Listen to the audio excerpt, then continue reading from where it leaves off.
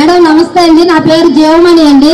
నేను శ్రీనిధి మహిళా bank state chairman చేశానండి. బైఫర్కేషన్ ముందు, బైఫర్కేషన్ తర్వాత కూడా నేను వైఎస్ఆర్సీపీ అనేసి నన్ను చింతమనేని ప్రభాకర్ గారు తీసేశారండి. నన్ను 2 సంవత్సరాలు పదవీకాలం ఉండగానే నన్ను తొలగించారండి.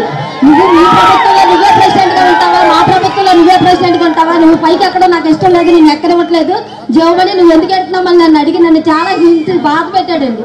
అలాంటి దుర్మార్గమైన ప్రభుత్వం నిర్మూలించాలని మేము అందరం కంకణం కట్టుకున్నామండి. డ్వాక్రా సంఘాలకు ప్రెసిడెంట్ గా పనిచేశానండి 5 సంవత్సరాలు. శ్రీనిధి మహిళా బ్యాంక్ స్టేట్ చైర్మన్ గా పనిచేశానండి 5 సంవత్సరాలు చేస్తే పదవీ కాలం 2 సంవత్సరాలు ఉండగానే నన్ను తొలగించేశాడండి. ఏమనంటే నువ్వు ఆల్రెడీ మనిషివి, నువ్వు నీ జగన్ గారు నీ పార్టీ ఆ మనిషివి, నువ్వు మీ ప్రభుత్వంలో నువ్వే స్వాగతం చెప్తావా సీఎంకి, మా ప్రభుత్వంలో కూడా నువ్వే స్వాగతం చెప్తావా అనేసి నన్ను చాలా మానసికంగా హింసించి నేను షుగర్ పెరిగిపోయి చాలా బలహీనరాలు అయ్యానండి. నాదొక్క ప్రశ్న అమ్మా, ఈ చింతమనేని ప్రభాకర్ అనే ఆయన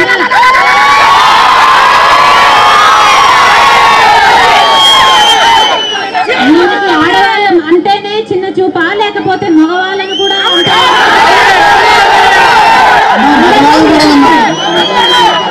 ఆడవాళ్ళ తేడా లేదు, ఒక రౌడీ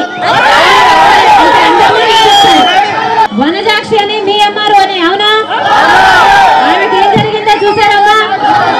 మేము ఇక్కడి నుంచి చూడలేదు కానీ మేము టీవీలలో చూసాం. ఆమె జుట్టు పట్టుకొని రోడ్డు మీద ఈడ్చుకెళ్ళాడు. దరిద్రుడు కాదా ఇడు?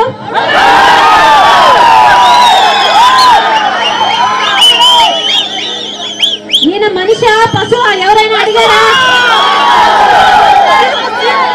ఈ ముఖ్యమంత్రి మళ్ళీ ఎమ్మెల్యే సీట్ ఇచ్చాడంటే ఈ ముఖ్యమంత్రి ఎంత తెలంగాణలో చూడండి.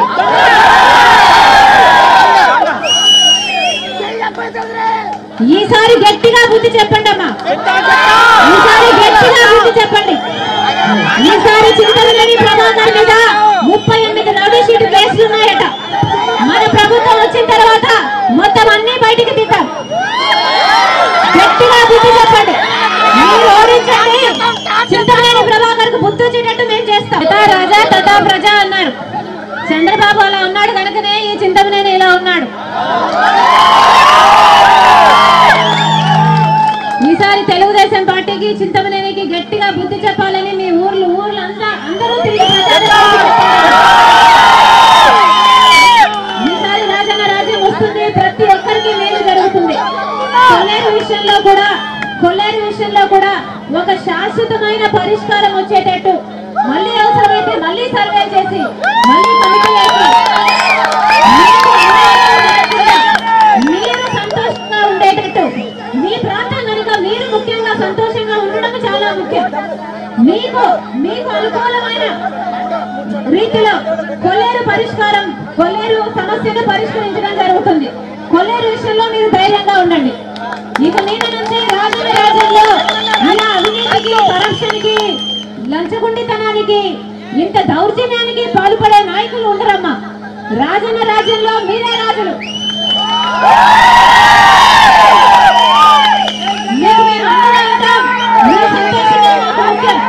రాజన్న మిమ్మల్ని ప్రేమించినట్టుగా జగనన్న కూడా మిమ్మల్ని ప్రేమిస్తున్నాడు. ఎంత ప్రేమ లేకపోతే 3600 కిలోమీటర్లు ఎవరైనా ఒక మంచి పాదయాత్ర చేస్తాడా? ఇంతవరకు జగనన్నకి పెద్ద మనసు ఉంది, నేను చూశాను కనుక చెప్తున్నాను. మీరు కూడా నమ్మకం పెట్టుకుని సానుగుర్తు మీద ఓటేయండి. మంచి జరుగుతుంది, మేలు జరుగుతుంది, రాజన్న రాజ్యం మళ్ళీ వస్తుంది. ఫీజుల గురించి చెప్పారు అమ్మా. మీ పిల్లల ఫీజులు ఎంతైనా సరే వచ్చే రాజన్న రాజ్యంలో జగనన్న ముఖ్యమంత్రి అయిన తర్వాత ఎంత ఫీజు అయితే అంత ఫీజు, ఏ కోర్స్ అయితే ఆ కోర్సు, డాక్టర్ అయినా, ఇంజనీర్ అయినా, ఎంబీ అయినా, ఏ కోర్సు మీ పిల్లలు చదివినా, ఏ కాలేజీలో చదివినా, ఎన్ని లక్షలైనా ప్రభుత్వమే భరిస్తుంది. మీకు ఉచితంగా మీ పిల్లలకు చదువు చెప్పించే డ్వాక్రా మహిళలకు కూడా మీ రుణాలు చంద్రబాబు గారు తీర్చలేదు. కానీ రాజన్నంత పెద్ద మనసు జగనన్నకు ఉంది కనుక మీ రుణాలు మొత్తము తీరుస్తానని మాటిచ్చాడు. 4 దఫాల్లో ఒకటే దఫాలో తీర్చడానికి ప్రభుత్వానికి వీలవ్వకపోవచ్చు, వీలైతే అది కూడా చేస్తాడు. వీలు కాకపోతే 4 దఫాలలో మీ డబ్బుని డివైడ్ చేసి 4 దఫాలలో మీ చేతుల్లోనే పెడతారు. మళ్ళీ మీ పిల్లలు ఉచితంగానే చదువుకోవడమే కాకుండా వాళ్లకు హాస్టల్ కోసము, మెస్ ఛార్జీల కోసము సంవత్సరానికి 20,000 రూపాయలు వాళ్ళ మీద వాళ్ళే బతుకునేటట్టు కూడా చేస్తారు. అమ్మ యథా రాజా తథా ప్రజ అన్నారు. చంద్రబాబు అలా ఉన్నాడు కనుకనే ఈ చింతమనేని ఇలా ఉన్నాడు. ఈసారి తెలుగుదేశం పార్టీకి చింతమనేనికి గట్టిగా బుద్ధి చెప్పాలని మీ ఊర్లు అందరూ తిరిగి ఈసారి రాజన్న రాజ్యం వస్తుంది. ప్రతి ఒక్కరికి మేలు జరుగుతుంది. కొల్లేరు విషయంలో కూడా ఒక శాశ్వతమైన పరిష్కారం వచ్చేటట్టు మళ్ళీ అవసరమైతే మళ్ళీ సర్వే చేసి మళ్ళీ కమిటీ వేసి మీరు సంతోషంగా ఉండేటట్టు మీ ప్రాంతం కనుక మీరు ముఖ్యంగా సంతోషంగా ఉండడం చాలా ముఖ్యం. మీకు అనుకూలమైన రీతిలో కొల్లేరు సమస్యను పరిష్కరించడం జరుగుతుంది. కొల్లేరు విషయంలో మీరు ధైర్యంగా ఉండండి. ఇక మీద నుంచి రాజన్న రాజ్యంలో ఇలా అవినీతికి, కరప్షన్కి, లంచగొండితనానికి, ఇంత దౌర్జన్యానికి పాల్పడే నాయకులు ఉండరమ్మా. రాజన్న రాజ్యంలో మీరే రాజులు.